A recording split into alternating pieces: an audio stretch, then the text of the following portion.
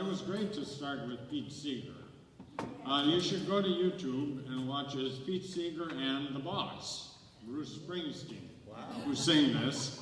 And it was a friend of Pete Seeger's who started that song, and then along came the spill, BP spill in the Gulf. And that brought Pete Seeger to finish it for her. She, in the meantime, had died.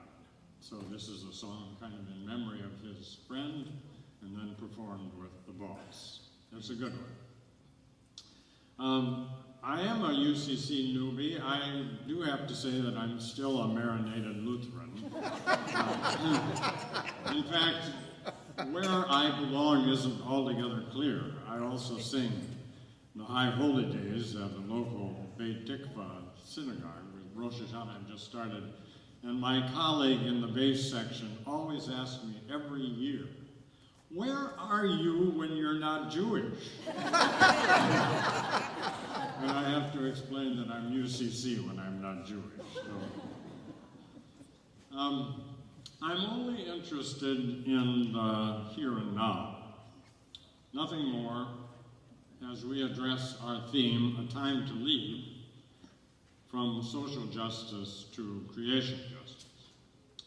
Where is here now? And when is now here? The first question, where is here now, is easy to answer.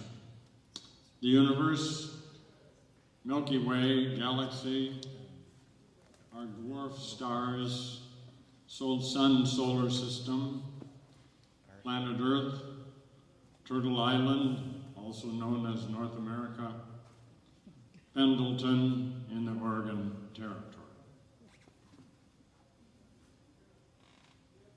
So, that's here.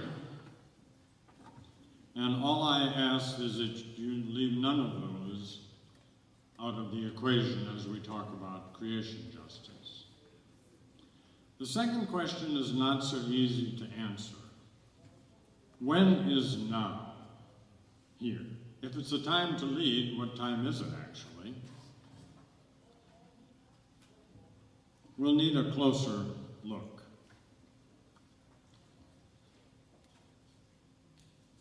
The Stone Age didn't end because we ran out of stones. For us, the update is, will the fossil fuel age end because we've left coal, oil, and gas in the ground? Or will it end because we burned them all? Max Weber, German sociologist, feared the latter. He ended his book, a classic, The Protestant Ethic and the Spirit of Capitalism, first published in 1904, with the modern capitalist order pictured as an iron cage in which we've trapped ourselves. Bound, he said, to the tremendous cosmos of the modern economic order, the lives of all of the individuals who are born into this mechanism are determined with irresistible force. End quote. Perhaps this economic order will so determine those lives, he wrote, until the last ton of fossilized coal is burned. Well, 1904 was 110 years ago. More than a century later, and on the very same March day that the Intergovernmental Panel on Climate Change, IPCC, released its fifth assessment report, strengthening yet again scientific consensus about human-induced warming, ExxonMobil, the most profitable business in the history of money, issued a statement saying that it sees no end to the burning of oil and gas. The difference between Weber in 1904 and the IPCC and ExxonMobil in 2014 is that now this tremendous economic cosmos thanks to those vast supplies of compact stored energy in the form of fossil fuels, brings us the rolling apocalypse and mounting trauma of a new epoch on the only planet fine-tuned for us as planet home. A placard at the People's Climate March last Sunday in New York City put it this way: there is no planet B.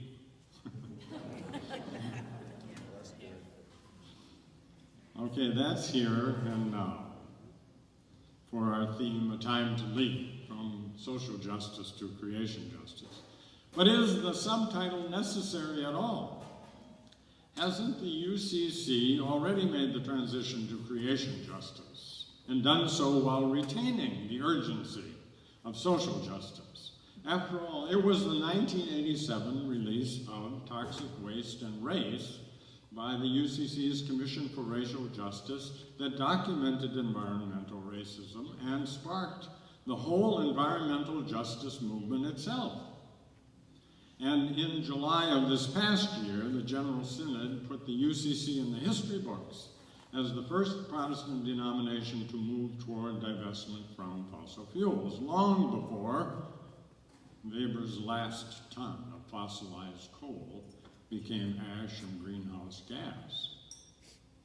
So haven't we already carried social justice over the threshold to begin a lovely marriage with creation justice at just the right moment?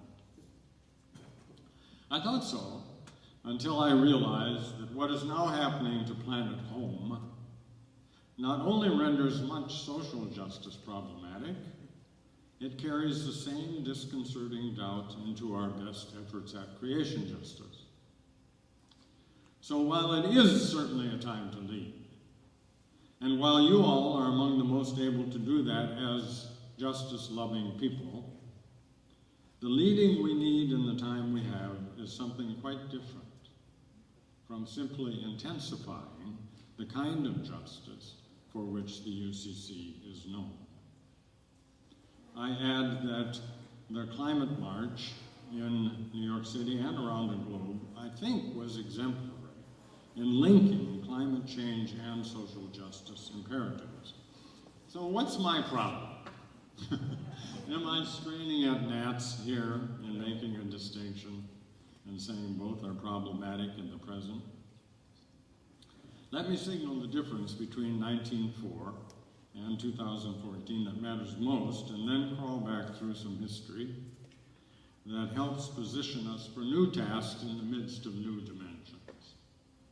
Let me also signal my eventual conclusion, namely that if social justice is not henceforth creation justice, social justice, will also fail. The difference that sends pounding waves crashing on all shores is this: a new Earth age is upon us. It's a tough new Earth. The late Holocene, our geological epoch, has had a good run, 11,700 years. Its distinctive mark has been climate stability, sufficient to allow the triumph of life over and again. And its importance for us is that it has hosted every single human civilization to date, bar none. Say a prayer of thanks for the Holocene. It's been the time of our lives.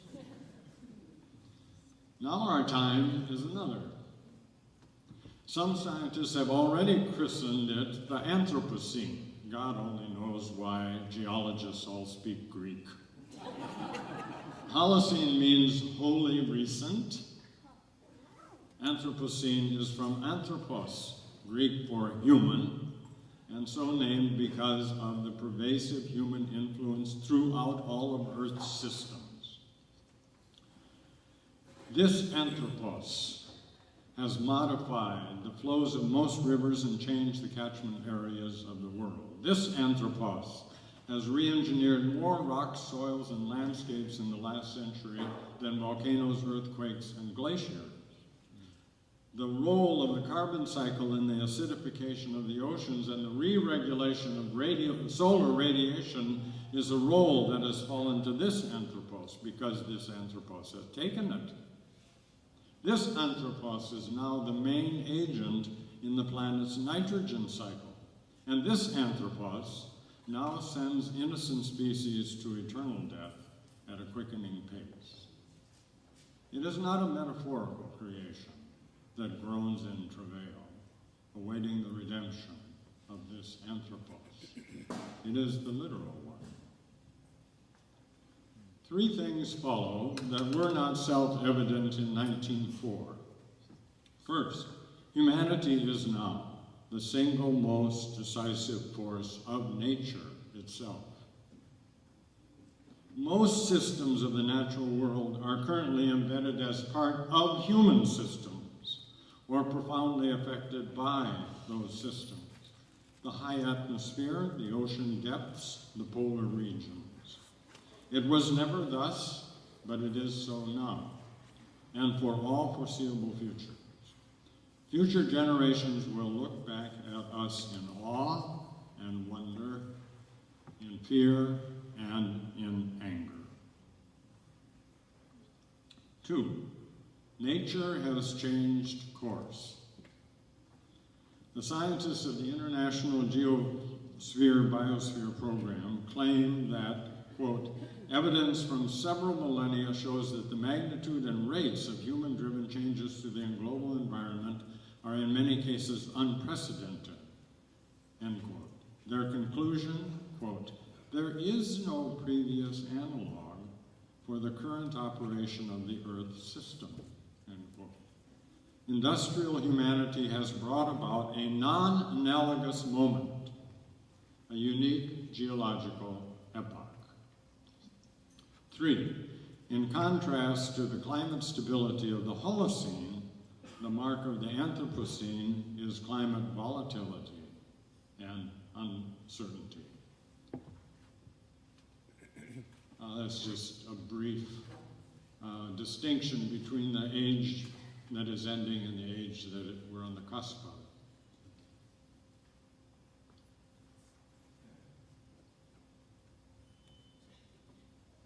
I'll get to these in just a minute. Now, what does this wildly different time mean for social justice and creation justice? If our swollen powers are now exercised cumulatively across generational time, aggregately throughout ecological systems, and non-intentionally over evolutionary futures, according to Willis Jenkins, then the time and space dimensions of human responsibility are stretched beyond anything humans have ever known.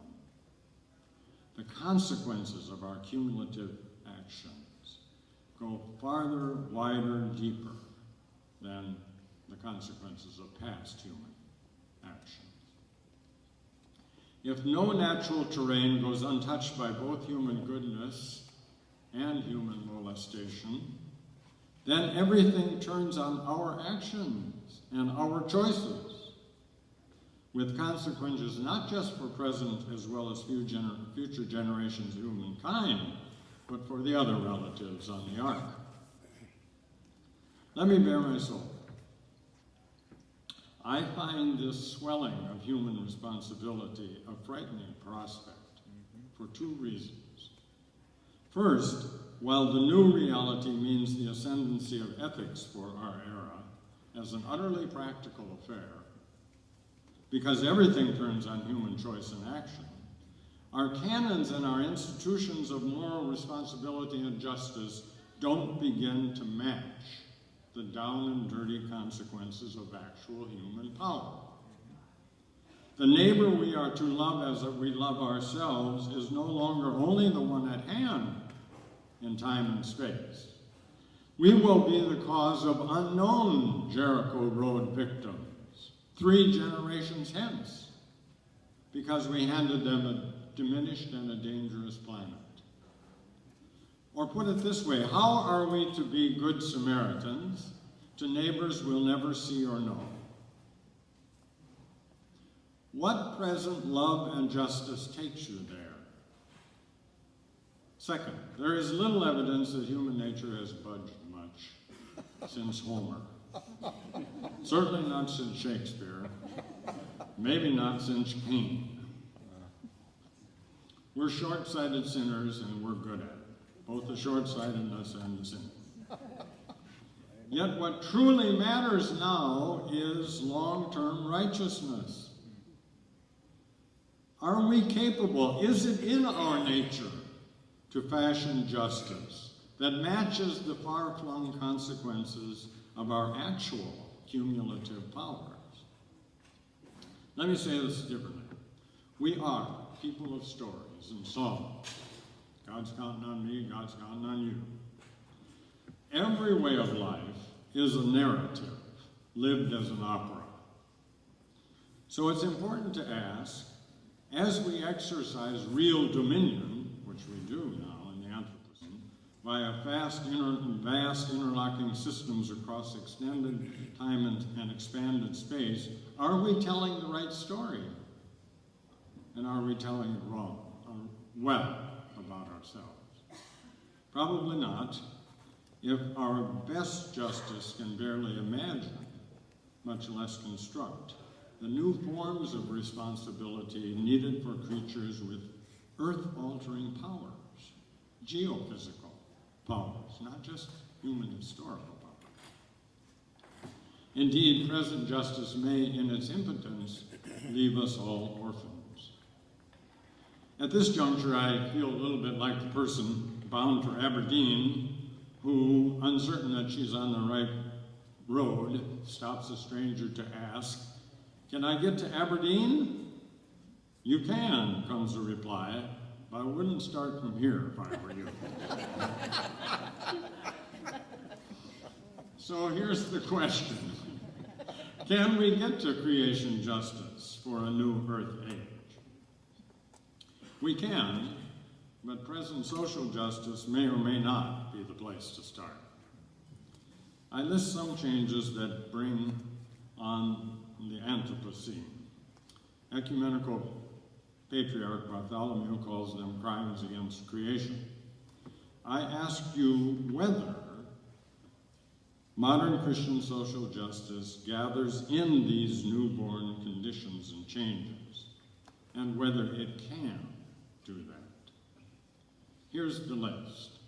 Can our best social justice gather in disappearing species and shrinking habitat, eroding soils, altered gene pools, collapsing fisheries, souring seas, environment-related disease, receding forests, melting glaciers, river delta dead zones, migrating pests and diseases, rising sea levels, environmental refuges, biodiversity loss, lost wetlands, bleaching coral reefs, more greenhouse gases, surface temperature climbs, more intense storms and flooding, deeper drought, climate volatility.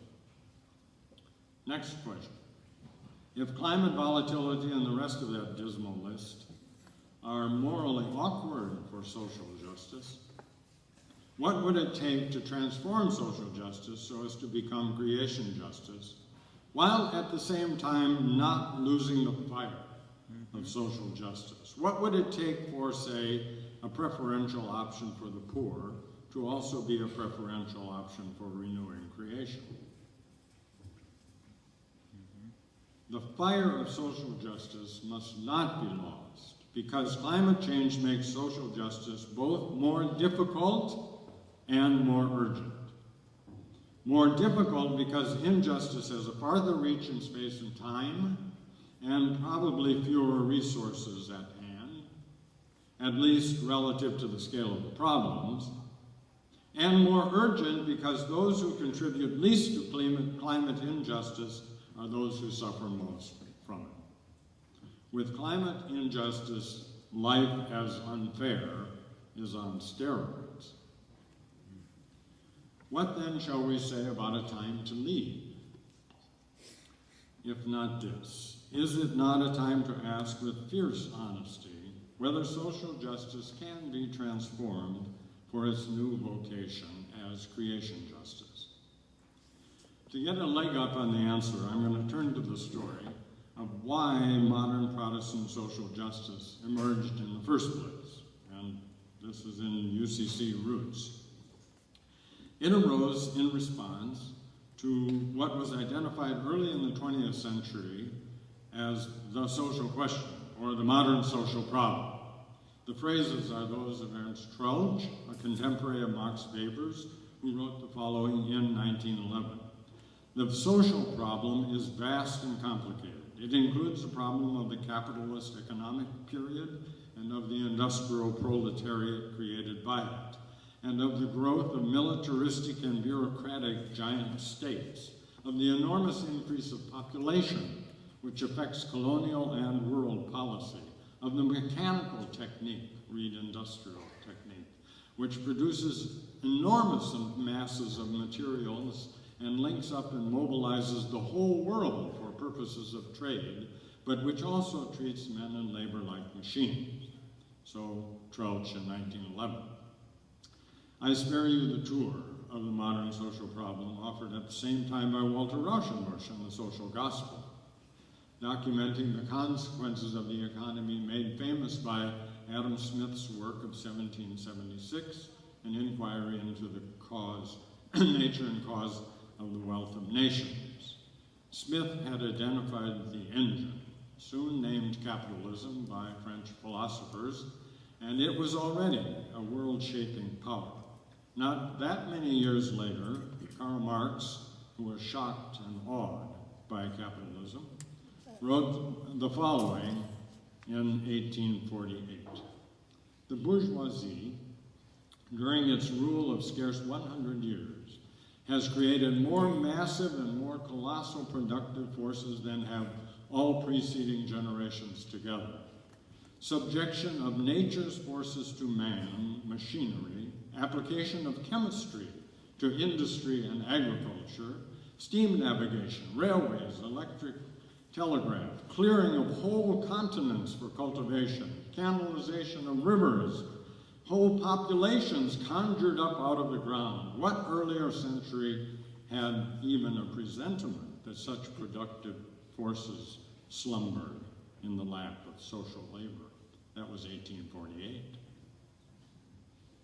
1848 was barely on the cusp of the application of chemistry to industry and agriculture, clearing of whole continents for cultivation, canalization of rivers, whole populations conjured out of the ground.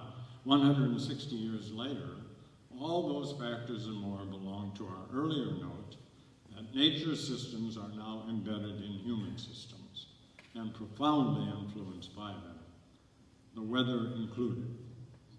And while Marx was spectacularly wrong in his prophecy that the proletariat would become the gravediggers of the bourgeoisie and that the coming socialist revolution would upend capitalism, he was, like Troeltsch and Rauschenbusch, dead on about the atomization of society and the exploitative, alienating nature of industrial orders that nonetheless captivated people with the lure of enormous productivity and mounting material prosperity, the iron cage of Max Weber.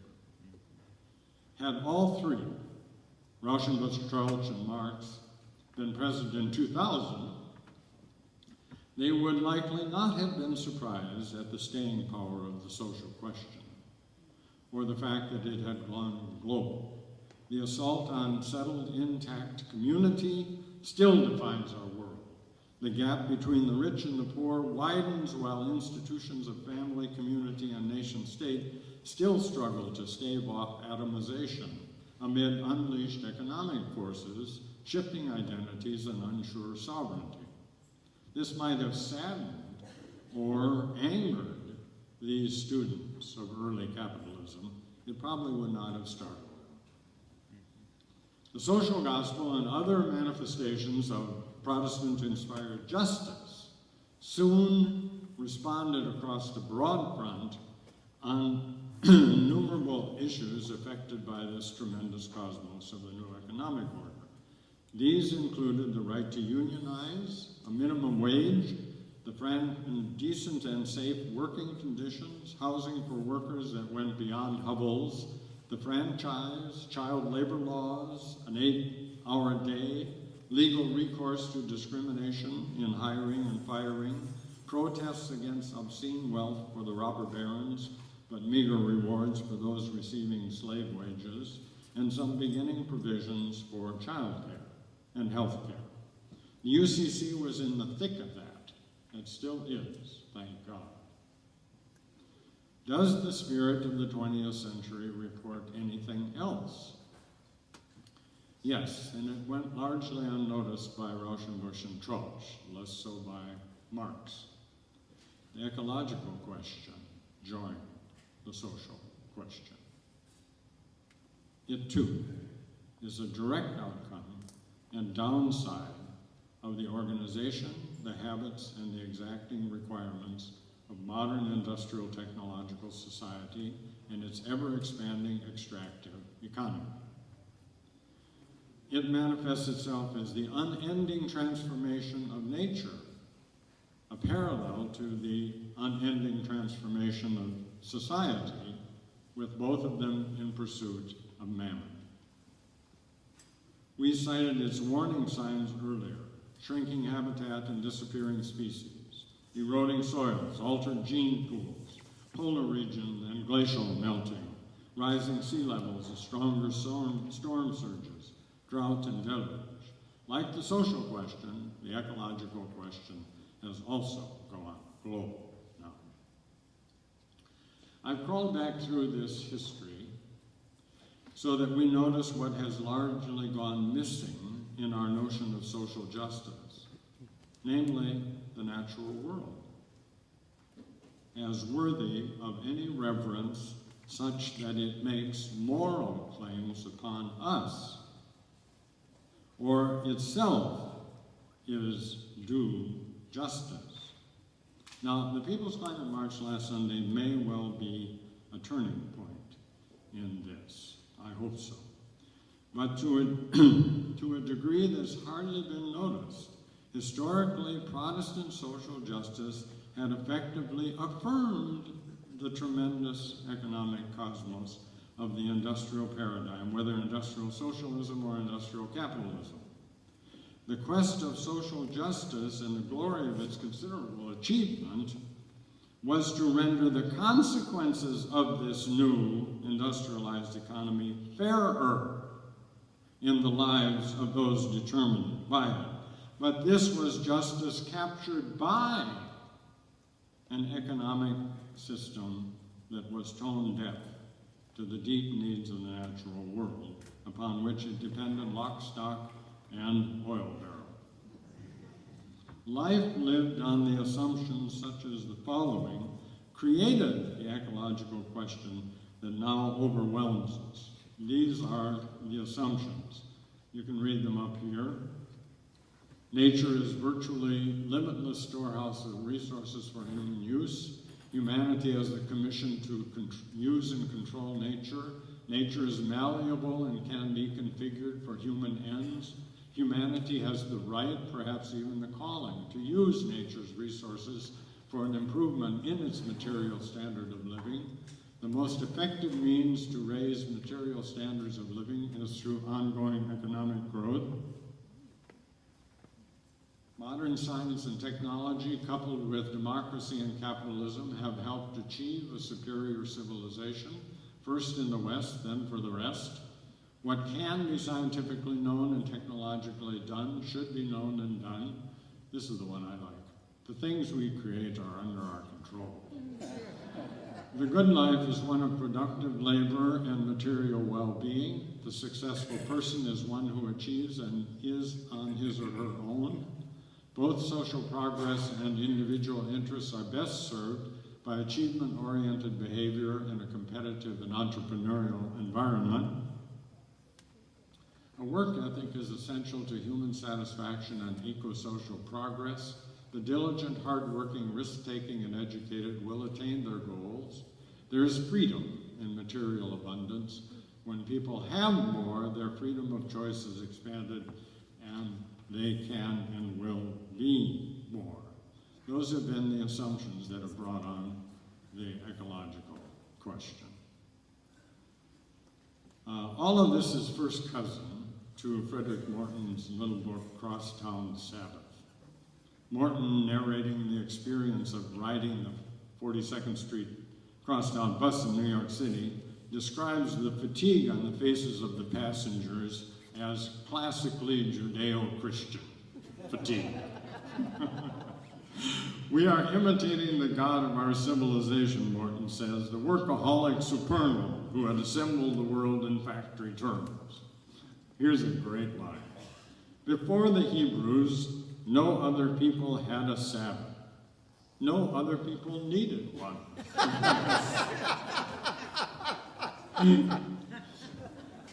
Differently said, social justice as it emerged here, while admirably driven by fair play and fair outcome for human communities, recall that list of social justice, social gospel issues, is justice that is shorn of any doctrine of God's creation, except creation as the decor for the human and the storehouse of resources to be tapped for human benefit.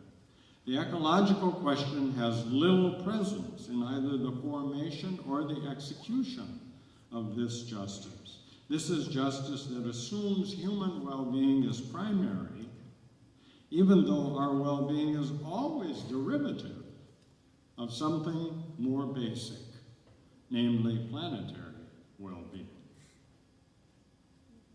This justice also assumes that the basic unit of human survival itself is human society. It is not. It is planetary creation comprehensively, with all of the primal elements, earth, air, fire, and water, truly primary. The human good is not even possible without care for the goods of the planetary commons. The working understanding of creation here is an unworthy one. Even God seems to exist for all practical purposes, only in relation to one late arriving species perched on one little twig in the great tree of life.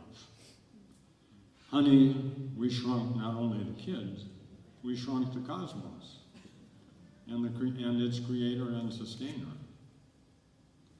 Please note, my criticism is not a criticism of what Christian and specifically Protestant social justice has included and has accomplished.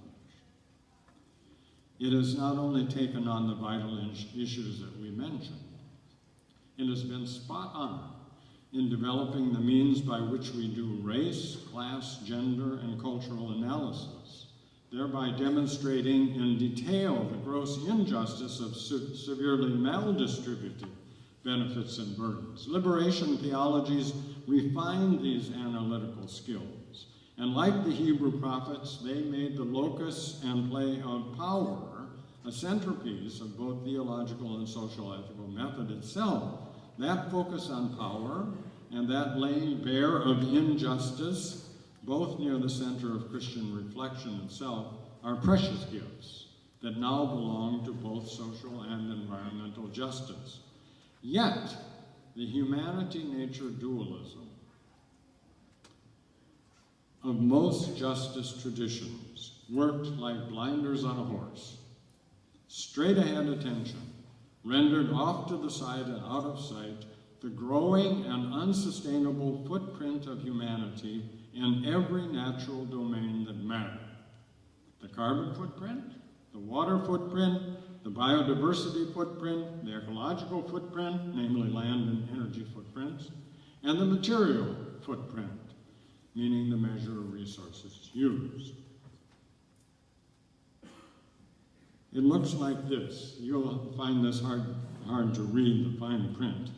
There are 2 pages here, and the date at the left in each graph is 1750, the onset of the Industrial Revolution. And you'll see exactly the same pattern in these hockey stick graphs or J-curve graphs. We don't have the data all the way back to 1750 on a number of these things, but they're very disparate from one another. Water use, paper use, fertilizer, investment, motor vehicles, telephones, McDonald's restaurants are all up there. Very disparate things are being watched, and the same curve is there on all of them. Their growth is gradual until about 1950, and then there's a screeching acceleration. This has produced enormous benefit in the form of material wealth for human beings. Now, it's all driven by two factors. They're the graphs in the upper left-hand corner. Population. The population went from 1.6 billion in 1900 to flip the number, 6.1 billion in 2000. 1 century. Took all of human history to get to 1.6. Now we're past 7, and that only took a decade and going on up. Population and the second graph, global economy. Those two factors drive everything else. And on this page, it's a tremendous material benefit for human beings, unfairly and unequally distributed, but nonetheless, one of the three great problems of economy has been solved, namely, how do you produce enough? Distribution and consumption have not. Here's the second page, and these are the consequences for the planet. And the top three, left to right, are greenhouse gases. Next one down, ozone depletion. You can then things like floods, damage to ecosystems. It's exactly the same pattern. What has humanly benefited us has been bad news for nature, the rest of nature, I hasten to add. Okay, and it has produced what the people who put these graphs together, International Geosphere Biosphere Program of Global Scientists, call our non-analogous moment, our unprecedented moment, a new Earth age. They're the ones who call this the Anthropocene when measured against earlier moments.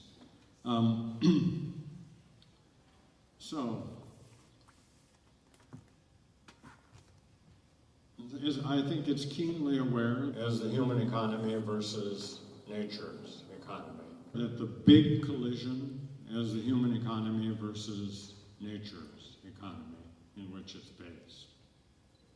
That's what defines this as unsustainability, but it has been so enormously attractive to us and beneficial, and that we become addicted to it. It is what Weber calls an iron cage, and I'm reminded of Frederick Jameson's quip, it's actually easier to convince Americans of the end of the world than it is to convince them of the end of capitalism. So, the conclusion is this. For social justice to become creation justice, and for social justice itself to succeed now, as indeed it must, a deep theological and moral transformation is needed. And I'm going to finish with a kind of starter list of requirements. 1, in keeping with the ancient Christian understanding of oikos, that's the Greek word for household, and the roots of our words ecology, economics, and ecumenics. Economics and ecology must merge to become economics. That is, economics embeds all human economic activity within the ecological limits of nature's economy. The planetary economy is primary. Human economy is derivative. And it pursues this three-part agenda of production, relatively equitable distribution, but now also ecological regenerativity, which hasn't been the economic agenda in the past. Growth as a good is not precluded, provided it is ecologically sustainable and regenerative for the long term, reduces rather than increases the instability that large wealth and income gaps generate, and bolsters rather than undermines the capacity of local and regional communities and cultures to nurture and draw wisely upon their cultural and biological diversity. In all events, the first law of economics must be the preservation of the earth economy, to cite Thomas Spirit. Second, another requirement is attention to the planet's climate energy system. What is important is that greenhouse gases act exactly like a blanket. They don't produce the heat, the sun does, but they trap and they hold it in a finely tuned system that has been conducive through the Holocene to the triumph of life. Even a few degrees difference can greatly affect how the oceans, the atmosphere, and the community of life process and regulate this energy. It's like your body. 98.6 degrees is normal, and you're fine with that. Raise your temperature a few degrees, to 102, and you've got a fever, initiating some different bodily processes. Raise it 2 more degrees, and you've probably slipped into a coma. While Earth's climate energy system is far more complex than your body's, it too is subject to vast changes initiated by only a few degrees of median warming. My reason for this gloss on Earth's energy system is first because Anthropocene energy use is markedly changing those planetary energy processes. We're resetting the planet's thermostat. And second, because our attention to energy is largely misplaced. Almost all attention to energy in our public debate is about energy resources and use. Do we have enough to do what we want? Are they the right resources? Do we have enough to continue to grow the economy, to meet mounting human needs? Are we energy independent? And if not, where do we go to secure energy independence? And how will energy be distributed fairly? Those are the questions. These discussions all go on without first asking what energy sources and uses are mandated by the planet's climate energy system. They assume that human energy use is primary, and then we'll deal with the environmental effects. Should drill, baby, drill means spill, baby, spill, we'll clean up the mess, we'll pay the fines, and then we'll move on to the next quarterly profits. This is exactly backwards. The first law of energy is preservation of the planet's climate energy system as conducive to life. Human energy is derivative of the planet's. This is the energy parallel to our assumption that the first law of the human economy is preservation of nature's economy. Still, getting energy and economic policy right, vital though it be, is not yet sufficient for creation justice. A soul-deep feel for God's good creation is mandatory, a gut connection that is earth-honoring and earth-healing, as well as God-praising and God-fearing. This entails the following: the Christian conviction that all creation is sacred, not only human life. If Robert Nagel, the anthropologist hired by the New York City Department of Sanitation, can say, everything in the universe is garbage, the garbage of exploded stars, and everything in the universe is sacred, then Christians ought to be able to say all creation is sacred too, even though it's all garbage as well. It's all worthy of wonder and awe, respect and reverence, which is the definition of sacred. Creation and the incomparable gift of life bears a value beyond the value accorded it by the industrial paradigm and our global economic cosmos. The value conferred by our economic cosmos is unrelentingly and unqualifiedly utilitarian. Its value determined by humans in light of its use to humans as masters of the house. This unqualified utilitarian ethic, in which all nature is subject to commodification for market exchange, an ethic in which nature's value is market value and no more, an ethic with no place whatsoever for the sacred, or the mysterious, or the numinous. This is the value that's wrecking the planet and profiting by that wreckage. N. Scott Momaday of the Kiowa Nation is right. The most important thing to do for the planet is reinvent the sacred. Or, to summon Max Weber again, the important task is to counter the disenchantment of nature, that's his word, by our modern economic cosmos with a reenchantment that restores to nature what it has been, namely the bearer of mystery and wonder, the medium of the sacred and the presence of the divine, the ethos of the cosmos itself. Alice Walker understands reenchantment. The more I wonder, she says, the more I love.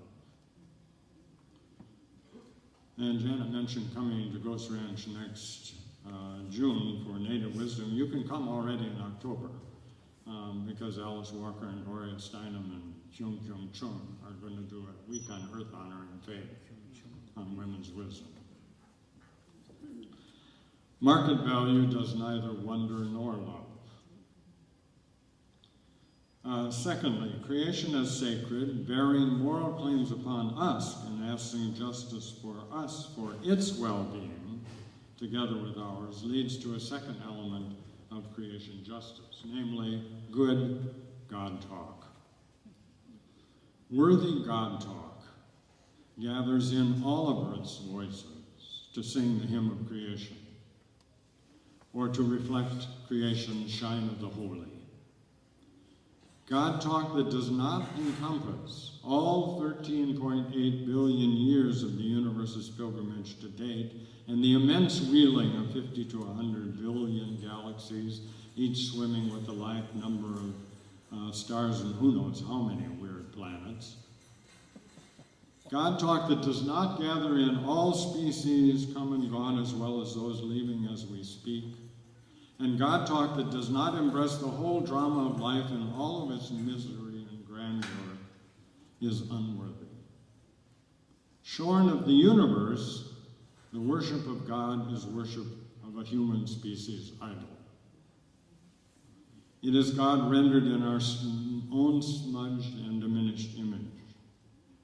In The Mass on the World, paleontologist, priest Teilhard de Chardin finds himself praying, "Shatter, my God, through the daring of your revelation, the childishly timid outlook that can conceive of nothing greater or more vital in the world than the pitiable perfection of our human organism." Worthy God talk, then, is about the mystery of matter and the drama of it, all of it, past and present and future. It is an invitation to sing with all the people of God and join the hymn of all creation, so as to give voice, however partially and inadequately, to the carnal presence of the uncontained God. The uncontained God is the God of creation justice. The third and the last critical element of creation justice is an upgraded understanding of ourselves, an improved anthropology, if you will. Our present segregated sense of ourselves as a species is a miserably shrunken grasp of who we are in the scheme of things. Both from a scientific and a religious point of view, we are fearfully and wonderfully made, in the phrase of the psalmist. We're the handsome fruit of two wombs, our mothers and Mother Earth's. So the singer sings of God. For it was you who formed my inward parts. You knit me together in my mother's womb. I praise you, for I am fearfully and wonderfully made. Wonderful are your works, that I know very well. My frame was not hidden from you when I was being made in secret, intricately woven in the depths of the earth. Your eyes beheld my unformed substance. In your book were written all the days that were formed for me when none of them yet existed. To be fearfully and wonderfully made across the stop and start eons of evolutionary life, to belong to life's drama and grandeur and have a perch of our own in the great tree of life, that's our glory. To breathe the same air that Jesus breathed and stand before the same water that Moses did, to share DNA with most of life and be comprised of atoms nearly 14 billion years old, that's enough. I just try and act my age, quips Joanna Macy. My atoms are 14 billion years old. When justice is creation justice, it takes on such transcendence as this. These three elements, then, added to fundamental changes in economic and energy policy, transform social justice to creation justice. Creation deemed sacred, God talk worthy of the uncontained God, and a fearfully and wonderfully made understanding of ourselves in the great drama of life. With these profoundly religious elements, the tremendous economic cosmos of the last ton of fossilized coal will have met its match, namely the wonder of the real cosmos and its economy. I should just finish with one more element for a people rooted in the Reformed tradition, and thus people who prize covenant as their core symbol. Just to remind you that the first covenant, an everlasting one, is the Genesis covenant of God with earth and every living creature of all flesh. Revamp your justice work from that biblical covenant.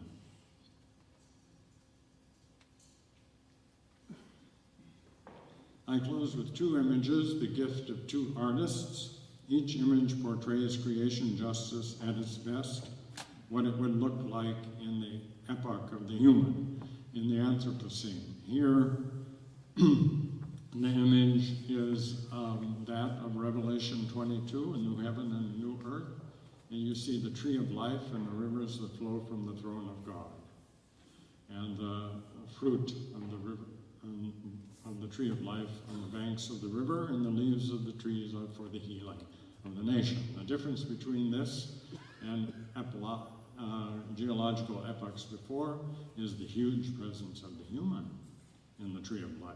Not a little twig, but coterminous with the tree of life. And here's a nice image of the human footprint as it is to be when creation justice reigns. Life and the human presence share the same footprint, and their well-being is mutually enhancing one of another. Thank you for your time and your patience.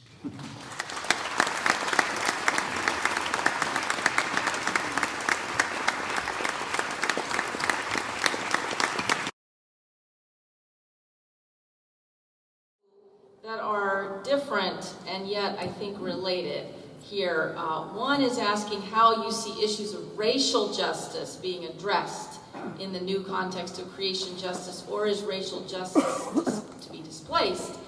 And another really interesting question is how would you respond to the critique from indigenous religious scholars like Vine Deloria, that the root problem is Christian decontextualization of our sacred narrative. Our way of doing theology has to change.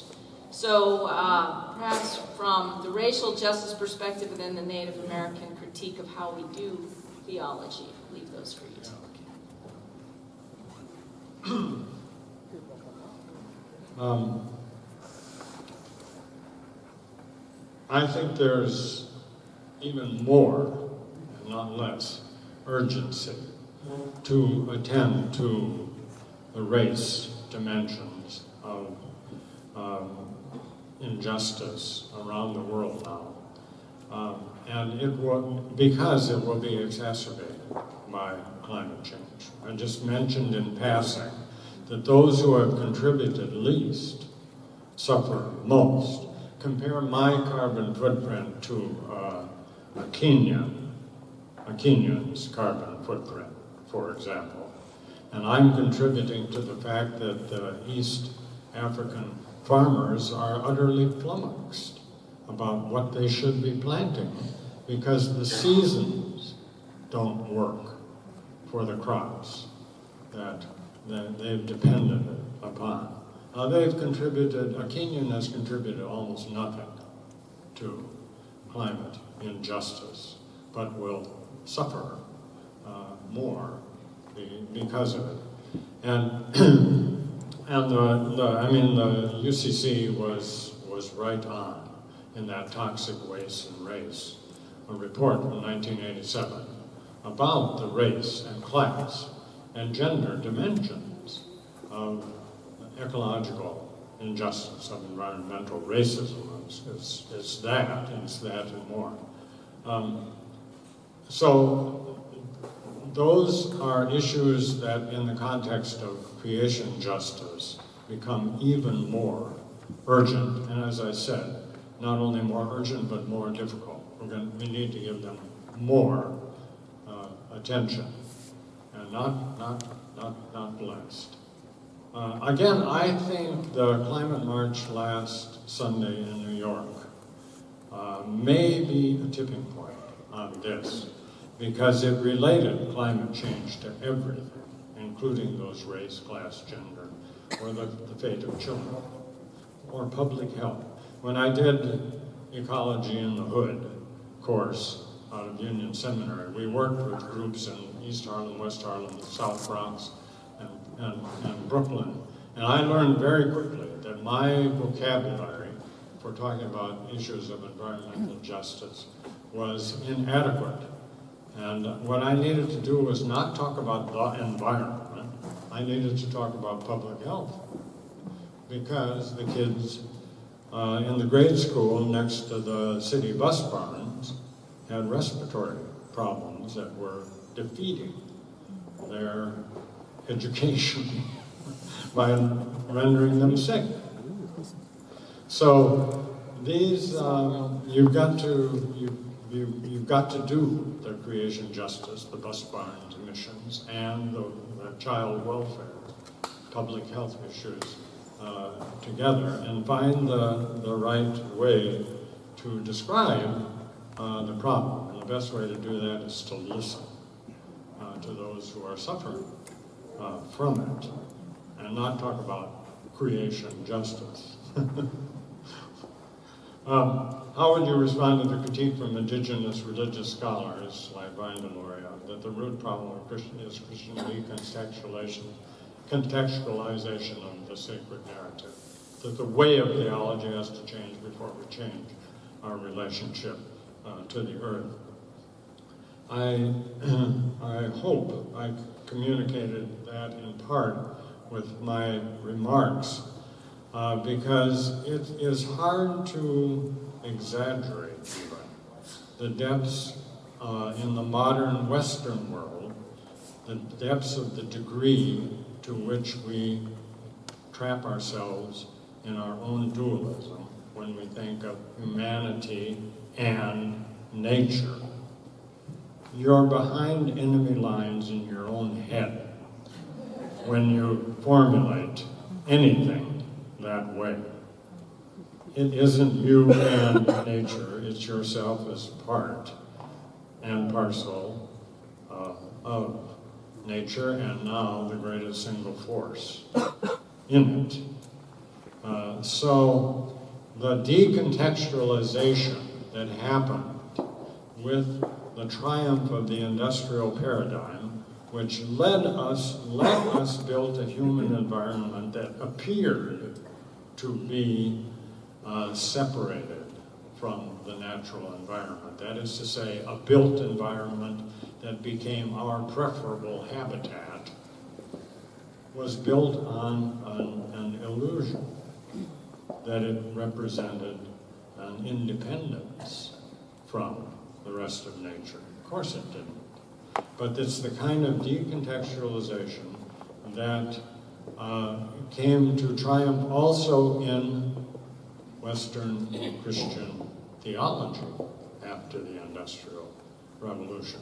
And that's what I was talking about as the loss of a worthy understanding of creation and a worthy God talk. So that we reduced creation to the human stage on which the drama between human beings and God played out, as though the stage were only the decor and the resources for our preferred habitat, our own built environment. So the Vine Deloria or any of the indigenous peoples who talk about the fatal mistake of not having a worthy cosmology, a worthy doctrine of creation is right on. Next paired set of questions has to do with capitalism and technology. So, question about... Hey, these are just our bright UCC people wanting to converse with you. Do we adjust capitalism? Do we move beyond it? Or do we eliminate it? Number one. And then an interesting challenge. You mentioned that technological development is one of the current problematic assumptions. This conference encourages technology with PowerPoint, Twitter, laptops, smartphones, etc. Are we, as environmental justice workers, carrying the problematic assumptions about the good of technology? If so, how do we reconcile this? And of course, we have all of this technology in part to reduce use of paper and deforestation. So we are always in this thorny, some ethicists call it wicked dilemma, moral problem.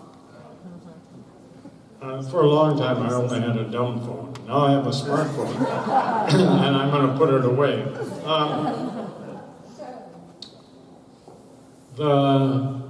The transition is a set of transitions, and I try to outline them in the book, Earth Honoring Faith. The set of hard transitions that we're involved in already, and we're on our way, comprise the larger transition from industrial technological civilization to ecological technological civilization. And I purposely use the word technological with both, including ecological civilization, because of the human presence in all of the major processes that the planet, by which the planet operates. So there isn't any way not to be technological in these transitions to a kind of civilization that is mutually enhancing for us and the rest of the community of life. So don't go Luddite.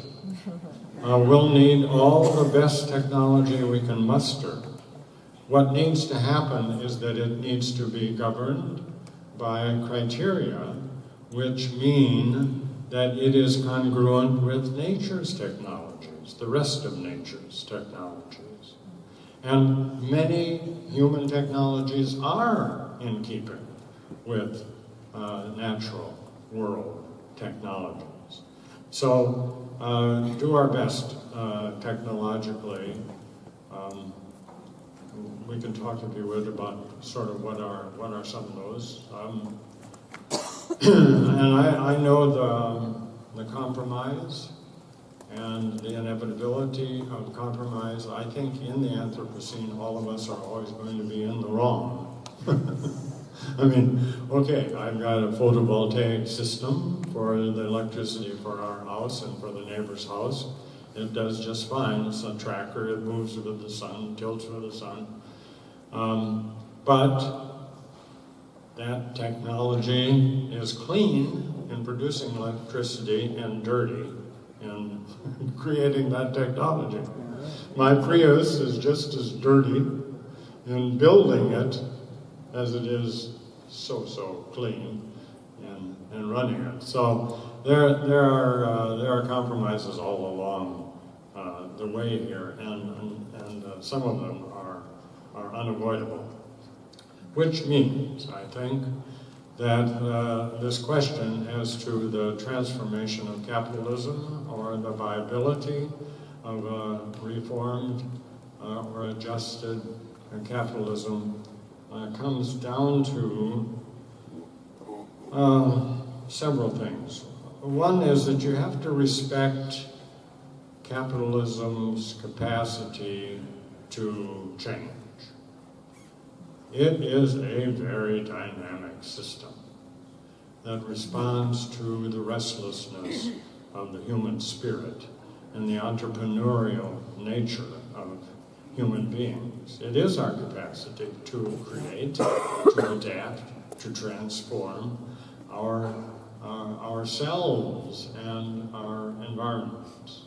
And capitalism has this capacity. So I don't think you rule out point blank the possibilities of capitalism's transformation to something earth honoring rather than earth destructive. But if so, the transformations will have to be transformations that don't work on short timelines and market value only. If you make your decisions about what to buy, sell, invest in, create, distribute, destroy, all on the basis of the next quarter's profits or the annual profits, then you're driven by a short timeline that makes decisions which are only coincidentally in keeping with the welfare of future generations and probably not in keeping with them at all. If they are in keeping with them, it's accident rather than the decision making. Now the Dutch have appointed a portion of their parliament to always vote for future generations, taking into account their welfare. And the Norwegians have taken their oil revenues from the North Sea and put the oil profits in a fund for future generations. So there are ways of extending the decision making into future generations. And we'll have to do it because they're not around to vote their interests. But the problem right now is both the economic order and the political order are on short timelines, the next election cycle, and what you say to the people so you get their vote. Well, who's voting for grandkids? So the transformations can happen, but they will have to be deliberate, will have to be conscious. It will not be the market that's going to make these kinds of decisions as though that were an autonomous force and treated as such, as though it had its own rules. And those are all humanly constructed rules, and they have to all be looked at. I'm agnostic about the viability of capitalism. I just don't want to rule it out because I don't think that we can get anywhere except by both incremental and systemic changes. You don't simply clean the slate. You can't start from scratch because there's no scratch to start from in a world that's long underway.